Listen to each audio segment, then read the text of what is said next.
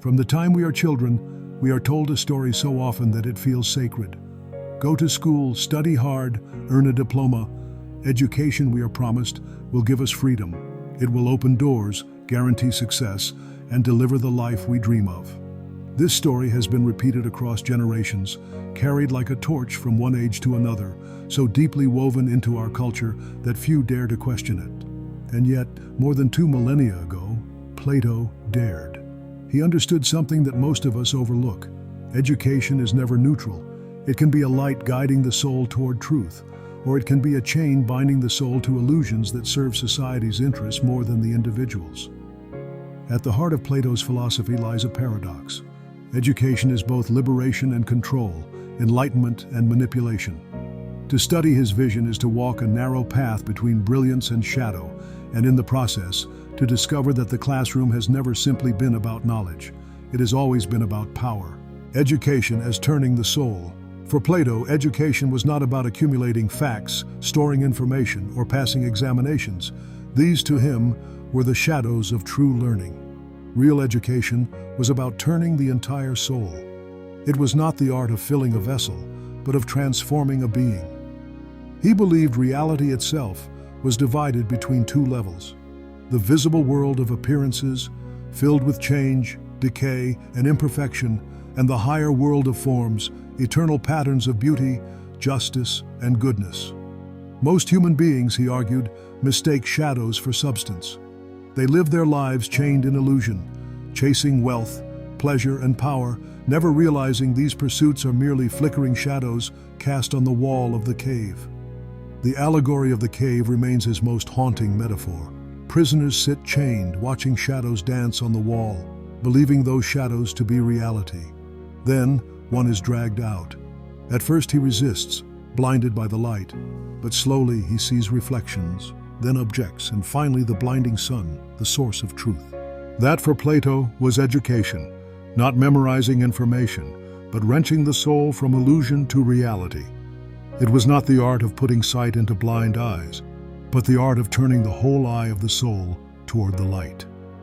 And yet, if education is the power to turn the soul, the unsettling question follows: who decides which way the soul is turned? The stages of Plato's program.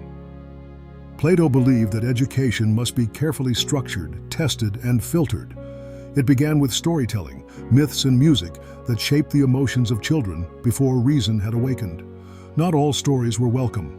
Homer, the poet who defined Greek culture, was to be censored or rewritten. Why? Because stories implant images deep within the soul. If children grow up hearing of gods who deceive or heroes who weep, they will imitate them. Thus, imagination itself had to be disciplined. The next stage was gymnastics, training of the body not for vanity, but for harmony, courage, and self-control. Then came mathematics, arithmetic, geometry, astronomy, harmonics. These were not tools for commerce, but ladders for the mind, leading it away from the shifting senses into the permanence of abstraction. Only after this preparation came dialectic, the most dangerous and powerful stage. Here, the student was trained to question everything, to pierce appearances, to climb beyond assumptions, and grasp truth itself. But this was not a path open to all. It was a ladder designed to narrow. Many would remain in trades, some would serve as auxiliaries, and only a rare handful, after years of testing, would ascend to become philosopher kings. This was Plato's sharpest edge. Education was never meant for everyone. It was a filter that identified the few fit to rule. The rest, he believed, must be shaped, directed, and contained. The noble lie and the chains of control. Here Plato revealed the darker face of his philosophy. In Book 3 of the Republic, he introduced the noble lie, a myth that every citizen carried within their soul a certain kind of metal. Gold for rulers, silver for guardians, bronze or iron for laborers. No one chose their station. It was determined by the nature of their soul. This myth was not true, but it was useful. By persuading people to accept inequality as natural, society could remain stable. To this end, Plato called for censorship of art, regulation of marriage, communal raising of children, and even the abolition of private property for the guardian class. These measures, he believed, would protect the purity of rulers, prevent corruption, and keep loyalty fixed on the state. But beneath the noble intention lies the chilling reality. Education, here, is not liberation, but engineering.